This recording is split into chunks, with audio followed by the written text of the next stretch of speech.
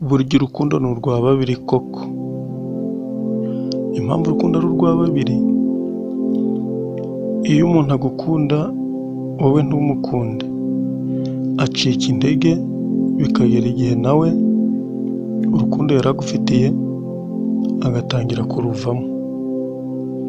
Ariko iyo umuntu agukunda ukabibona nawe ukamukunda, abona ko ibyo akora bimugarukira, bityo akarushaho kugira umurava wo gukomeza kugukunda kuko agukunda nawe ukamukunda.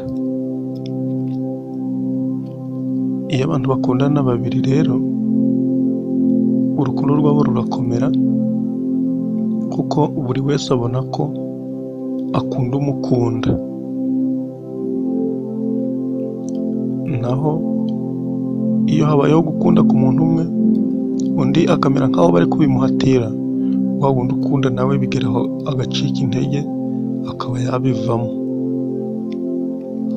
Niyo mpamvu rero nubona umuntu ugukunda nawe uzamukunde, kugira ngo urugo gukunda rudacogora rugasubira inyuma, ahubwo rurusheho gukura kuko azabona ko akunda umukunda.